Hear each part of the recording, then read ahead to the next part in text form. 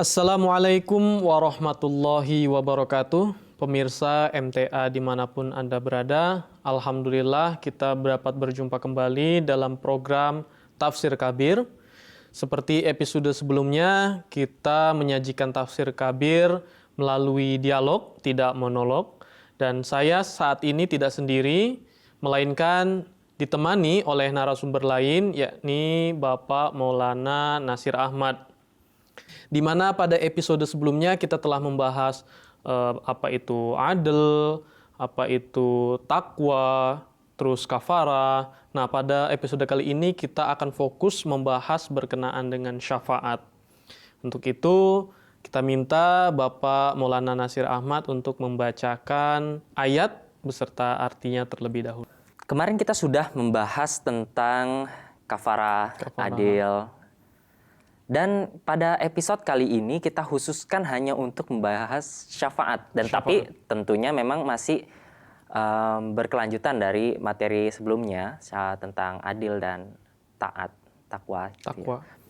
Ayatnya adalah A'udzubillahi minasyaitonirrajim.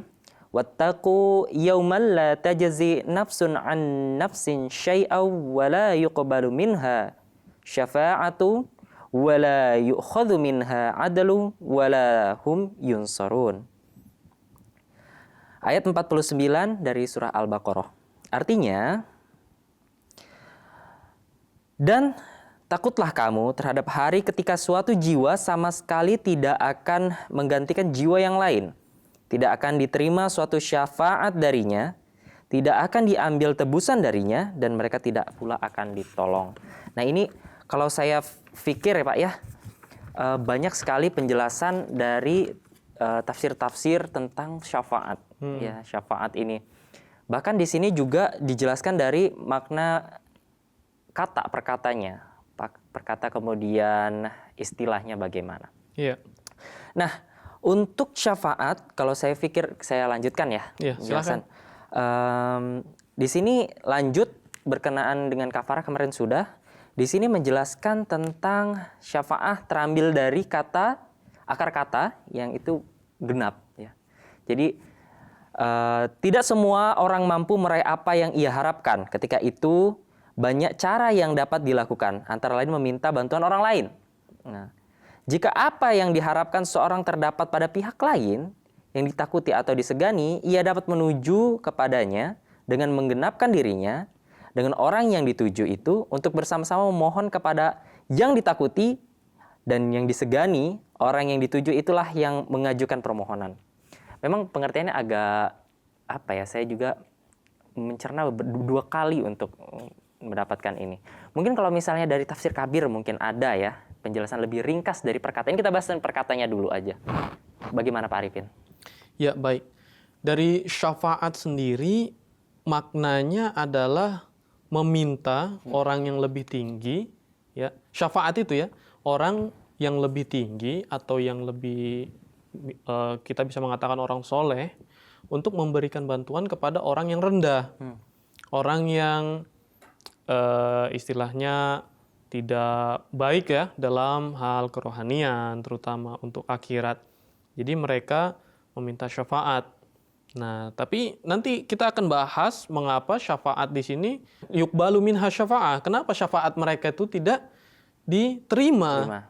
Nah, kan padahal syafaat sendiri kan harusnya bisa gitu ya minta bantuan dari yang lebih baik dalam sisi kerohanian. Nanti kita bahas juga berkenaan dengan ini, kenapa sih syafaat mereka ini tidak diterima begitu.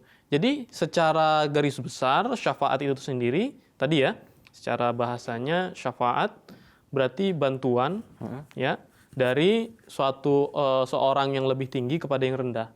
Seorang yang derajatnya lebih tinggi kepada orang yang derajatnya lebih rendah, begitu.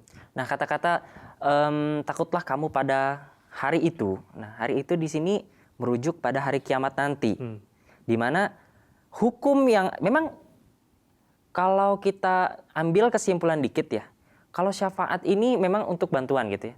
Kalau diperuntukkan di dunia ini kadang diselewengkan gitu. Tapi ingat lagi Allah memperingatkan di hari itu, hari kiamat nanti, seorang tidak akan bisa menanggung beban orang lain. Nah, ini sendiri saya mendapat rujukan, ya. Jadi orang yang dapat memberikan syafaat itu adalah di sini juga tertulis bahwa orang yang mendapatkan syafaat adalah orang yang ditunjuk Allah Subhanahu wa taala, mendapatkan izin dari Allah Subhanahu wa taala. Kemudian orang yang mendapatkan syafaat juga harus memiliki kriteria tertentu. Nah, apakah ini memang sejalan atau benar gitu ya, atau memang ada korelasinya? Memang dalam tafsir kabir juga dijelaskan oleh Hazrat Muslim Maud radhiyallahu taalaan, di mana beliau juga mengutip ayat Al-Qur'an ya, man dzalladzi yashfa'u indahu illa biizni. Jadi tidak ada yang memberi syafaat, tidak ada yang bisa memberikan syafaat kecuali dia yang biizni tadi, dengan izin Allah Ta'ala. Jadi izin Allah Ta'ala pun tidak semena-mena Allah Ta'ala memberikan. Ya tadi mungkin disebutkan kriteria-kriterianya ya untuk ketakwaan, standar ketakwaan, dan orang-orang pilihan saja untuk memberikan syafaat ini. Tidak semena-mena ini akan memberikan syafaat, ini akan memberikan syafaat atas dasar anggapan manusia saja. Iya. Begitu. Ini dari sisi siapa nanti yang akan memberikan syafaat. Tapi perlu diingat, mengapa ayat ini menolak syafaat yang dikatakan oleh orang-orang Bani Israel. Perlu dicatat bahwa di dalam ayat Al-Quran juga mereka, orang-orang Bani Israel ini menyatakan wa qalu lan tamassanan naru illa ayyaman ma'dudat. Ya, mereka berkata sekali-kali kami tidak akan menyentuh api. Sekali-kali api tidak akan menyentuh kami kecuali ya paling sebentar aja. Itu yang mereka katakan. Kenapa mereka mengatakan hal ini? Mereka memiliki anggapan bahwa kami ini adalah keturunan Nabi Ibrahim. Kami ini keturunan dari Hazrat Ibrahim yang merupakan, ya kita tahu di dalam Al-Quran pun Hazrat Ibrahim alaihissalam disebut Khalilullah. Orang yang dekat dengan Allah Ta'ala, kekasih Allah begitu. Sehingga anggapan mereka, karena kami anak keturunan Hazrat Ibrahim alaihissalam, Ya. sehingga kami tidak akan masuk neraka, tidak akan api menyentuh kami. Ini udah ada jaminan nih Nah, gitu. itu yang dipermasalahkan dalam ayat ini. Jaminan yang seperti itulah yang ditolak oleh Allah Ta'ala. Karena apa? Jika mereka berpikiran seperti itu, maka mereka akan berbuat sewenang-wenang di dunia. Benar. Mereka akan membuat kerusakan di dunia. Dengan anggapan apa? Tenang saja, saya berbuat salah juga, aman. Istilahnya kalau kita bayangkan gini, saya punya orang dalam. Ya, benar. Saya punya orang dalam, tenang aja, aman. Nanti juga ya kalau misalkan dihukum lah, paling Bentar juga doang. sehari, 2 hari. Sedikit secuil, udah dimaafin. Itu yang anggapan itu yang diwanti-wanti. Inilah yang ditolak. Syafaat seperti ini yang ditolak. Nah seperti itu tuh Pak Nasir. Baik, kalau di sini memiliki, tadi saya jelaskan memiliki kriteria. Kalau tadi dijelaskan, pertama adalah orang-orang yang bertakwa. Jadi tujuannya adalah untuk orang-orang meningkatkan ketakwaan mereka, standar mereka, agar dapat layak mendapatkan syafaat. Kalau di sini dijelaskan. Kemudian yang kedua itu memang benar dari izin Allah Subhanahu wa taala. Ketiga, bahkan orang-orang yang tidak percaya Allah Subhanahu wa taala, bahkan sembah-sembahan mereka juga tidak bisa memberikan syafaat kepada mereka. Kemudian selanjutnya adalah orang-orang yang berbuat di luar batas atau melakukan dosa besar ini sendiri, bahkan kalau ketika mereka dikasih syafaat sendiri ini tidak akan berguna. Gitu. Sedangkan orang mereka melakukan kesalahan yang besar udah tidak bisa termaafkan, bahkan ketika dikasih syafaat sudah ibarat kata kayak penyakit kronis, dikasih obat sedikit udah nggak mampu lagi obatnya, udah seperti itu. Baik, nah, berkenaan dengan syafaat ini juga, sebelumnya kan kita membahas tentang kafarah, di mana dari Bani Israel, Yahudi sendiri, mereka memiliki kafarah, sembelih kambing, lepas dosa. Begitu juga Nasrani, mereka menisbatkan wujud suci kepada penebus dosa mereka.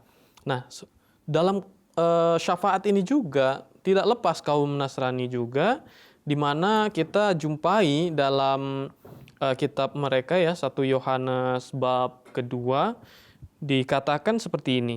Anak-anakku, hal-hal ini kutuliskan kepada kamu supaya kamu jangan berbuat dosa. Ya. Baik ya, kata-katanya supaya kamu jangan berbuat dosa. Nah, di lanjutannya, namun jika seorang berbuat dosa, kita mempunyai seorang pengantara pada Bapa, yaitu Yesus Kristus yang adil. Nah, ini yang ditentang oleh Allah Ta'ala, bagaimana mereka jika anggapan, namun kalaupun misalkan ada berbuat dosa, tenang aja, kita mah punya pengantara, ya, nanti kepada Bapa. Jadi kita dapat ampunan. Ini yang hati-hati dalam menganggap syafaat seperti ini. Kenapa? Memang perintah awalnya baik, jangan berbuat dosa. Iya. Ya, tapi di akhirnya, kalaupun berbuat dosa, jadi seolah-olah ada pengecualian, ya nggak apa-apa juga sih berbuat dosa. Jadi kalau saya anggap ini, kalau seperti ini, bahkan melakukan dosa juga nggak apa-apa lah. Iya, gitu itu dia. Nah, di sini timbul pertanyaan, Pak Nasir. Jadi di dalam ayat Al-Quran yang tadi dibacakan kan, ya, wala yuqbalu minha syafa'ah. Berarti syafaat nggak diterima dari mereka. Berarti Al-Quran mengingkari syafaat. Ya, Nah, itu ada timbul pertanyaan seperti itu. benar. Nah, Hazrat Muslih Mau'ud radhiyallahu taala anhu menjelaskan bagaimana untuk menjawab keberatan seperti ini. Apakah Al-Quran memang benar-benar menolak sepenuhnya syafaat? Ya, tadi sempat saya singgung juga ayat Al-Quran yang dikutip oleh Hazrat Muslih Mau'ud radhiyallahu taala anhu. Quran surah Al-Baqarah ayat 256 ya. Man dzalladzi yashfa'u indahu illa biizni. Jadi di situ nggak ada yang bisa memberikan syafaat kecuali dengan izinnya. Berarti masih bisa. Al-Quran mengakui syafaat. Ya, di tempat lain dikatakan, ya, di surah Az-Zukhruf ayat 87, ya, walau yamlikul ladzina yad'una min dunihi syafa'atan illa man syahida bihil haq wa hum ya'lamun. Jadi orang yang menyeru selain kepada Allah tidak bisa memberikan syafaat selain dari orang yang menjadi saksi kebenaran dan yang mengetahui. Jadi di sini jelas bahwa syafaat itu diakui juga dalam Al-Quran. Tapi kenapa ayat di sini wala yuqbalu minha syafa'ah? Nah, tadi kembali lagi, syafaat seperti apa sih yang ditolak oleh Allah Ta'ala? Nah, anggapan syafaat mereka ini. Tadi kan kalau kita bahas, kita perhatikan ternyata Allah Subhanahu wa taala kan tadi di ayat-ayat sebelumnya juga menjelaskan tentang Bani Israel dan kepercayaan mereka. Menganggap mereka sudah mendapatkan apa namanya? Tiket emas. Tiket emas untuk selamat gitulah. Iya. Ini dibantah oleh Allah Subhanahu wa taala. Ternyata syafaat yang dimaksudkan mereka itulah yang dibantah Allah Subhanahu wa taala. Dan Allah memberikan syafaat kepada dijelaskan pada seperti yang Al-Qur'an telah jelaskan, dan itu atas izinnya begitu, Pak. Iya. Nah, di sini juga ada tambahan ya, berkenaan dengan saya mungkin agak flashback ke belakang berkenaan dengan kafarah, mungkin ada 1-2 hal yang terlewat. Ya. Bagaimana kafarah ini juga masih hampir sinkron dengan syafaat. Nanti kita bahas juga apa sih bedanya kafarah dengan syafaat nanti ya. Itu dia. Nah, di sini ada ayat ini menepis wala yu'khadhu minha adlun, ya, yang berkenaan dengan kafarat itu ya. Hazrat Muslih Mau'ud mengambil contoh bahwa ada Katolik Roman ya. Mereka kalau misalkan ada melakukan sebuah perbuatan, sebuah dosa, mereka datang kepada pendeta mereka. Kemudian mereka menerima hukuman. Nah, dengan hukuman dari pendeta dianggap bahwa mereka sudah lepas. Saya udah dihukum sekarang, jadi nggak dihukum lagi nanti. Nah, ini adlun juga nggak diterima. Nah, kamu sudah dihukum di dunia, sekarang tidak dihukum, tidak bisa. Nah, jadi hukuman yang diberikan pendeta itu bukan hukuman dari Allah Ta'ala. Jelas. Begitu ya. Nah, sedangkan dalam Islam, ada keberatan juga. Di Islam kalau misalkan melanggar sesuatu ada juga kafarah.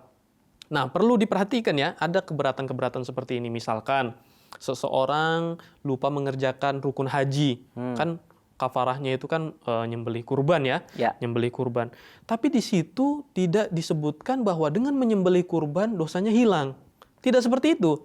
Akan tetapi rukun haji yang tertinggal itu disempurnakan dengan menyembelih kurban dengan niatan bahwa dia harus berhati-hati ke depannya. Ini ibaratnya warning aja ya. Jadi kafarah itu warning, jangan sampai ini terulang lagi. Itu kafarah. Bahkan jadinya kalau misalnya kafarah dijadikan suatu tiket emas gitu ya, ini nanti jadi salah gunakan gitu. Salah digunakan, salah dipahami. Jadi orang-orang awam yang belum ngerti juga berbahaya kalau seperti itu. Nah, sekarang masuk nih ke dalam pembahasan apa sih bedanya syafaat Dan kafarah. dengan kafarah. Iya. Nah, ini kemarin kita sudah bahas tentang kafarah. Kita bahas bagaimana orang melakukan dosa kemudian nanti ditebus Ya. dengan kafarah itu ya. Jadi kafarah sebagai penebus. Sedangkan syafaat nanti dia melakukan dosa ada juga jaminannya. Jadi apa bedanya kafarah dengan syafaat ini?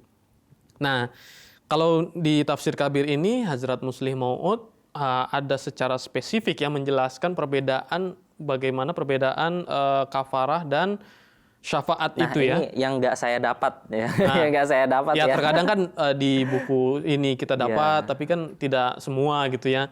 Nah di sini disebutkan bahwa oleh Hazrat Muslih Mau'ud radhiyallahu taalaan apa bedanya syafaat dengan kafarah? Ya, Hazrat Muslih Mau'ud radhiyallahu an menjelaskan bahwa hal ini tidak dibahas dalam Bible maupun Injil. Jadi itu tadi tidak hanya dalam tafsir-tafsir yang lain, di dalam Bible dan Injil pun tidak dibahas itu.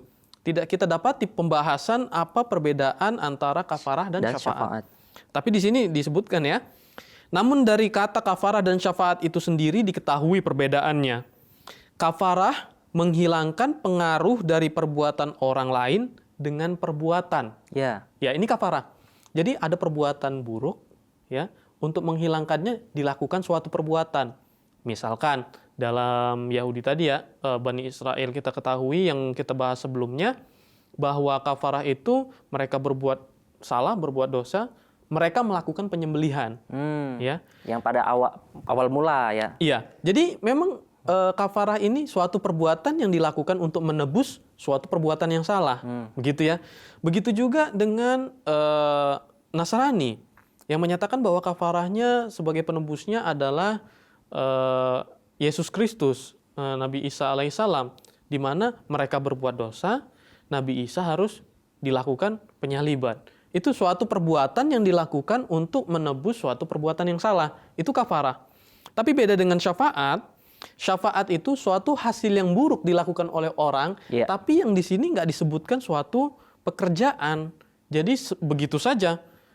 Ya seperti tadi yang mereka menganggap Hazrat Ibrahim ya mereka sebagai keturunan Hazrat Ibrahim, mereka melakukan kesalahan, lalu mereka menganggap, oh tenang aja, udah tiket masuk, saya punya orang dalam.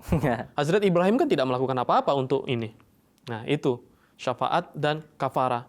Tapi syafaat yang mereka yakini itu tidak sesuai, makanya Allah Ta'ala di sini menolaknya. Nah tadi saya udah di awal sudah jelaskan dan menyebutkan tentang kriteria untuk seseorang mendapatkan syafaat di yaumil akhir nanti. Nah, kalau di tafsir Kabir bagaimana ini syarat-syarat apa ya? Syarat apa yang bisa diperoleh untuk mendapatkan syafaat? Ya, orang itu layak untuk mendapatkan syafaat. Karena bukan apa-apa, karena beberapa golongan Islam juga mengartikan bahwasannya ketika orang itu berbuat, jadi syafaat tidak akan berguna untuk orang-orang yang melakukan perbuatan dosa besar. Nah, bagaimana menurut kacamata dari tafsir Kabir? Baik, secara spesifik untuk bagaimana kriteria orang mendapatkan syafaat, ya tidak dibahas dalam tafsir Kabir yang di ayat ini, melainkan siapa yang akan memberikan syafaat itu yang dibahas. Ya tadi dia makanya Hazrat Muslih Mau'ud mengutip ayat dua ayat tadi ya, dalam ayat 256 surah Al-Baqarah dan ayat 87 dari surah Az-Zukhruf. Itu lebih ke pemberi syafaatnya, bukan yang diberi. Ya, jadi lebih ke sananya. Jadi untuk jangan misunderstanding tadi ya, jangan kita salah anggap jadi kita tenang aja, kita mau dapat syafaat. Itu yang dikhawatirkan. Jadi tidak merujuk kepada orang yang mendapatkan syafaatnya, tapi pemberi syafaatnya. Nah, jadi jangan sampai seperti anggapan orang-orang Bani Israel dan Nasrani ini, mereka tenang saja sudah mendapatkan syafaat. Nah, ini dikhawatirkannya. Saya mengambil kesimpulan bahwasannya orang-orang yang mendapatkan syafaat ini adalah orang-orang yang tadi dijelaskan oleh Az-Zukhruf ayat 87, kemudian As-Soba ayat 23, yang menjelaskan bahwasannya orang yang mendapatkan syafaat itu ya Kalau tadi dari kacamata tafsir kabir itu tadi menjelaskan siapa yang akan dapat yang memberikan. Nah, siapa kita mengetahui bahasanya Rasulullah SAW. Nah, untuk para pengikut Rasulullah SAW ini bagaimana gitu? Bagaimana? Apakah mereka layaknya Yahudi dan Nasrani yang mereka santai-santai melakukan cukup nih saya sebagai Islam aja gitu, Islam KTP gitu. Apakah cukup untuk kayak gitu aja seperti itu? Nah, ini yang masalahnya. Kalau anggapan seperti ini kita pakai, Ya, sama saja. sama saja. Nah, pastinya dengan mengikuti Rasulullah itu yang akan dapat itu ya tadi ya. Bagaimana kita bisa mengikuti, bisa mendapatkan jejak Rasulullah kalau di jalannya nggak kita ikuti, Ya. jalannya ke lain jalan, ya tidak dapat apakannya.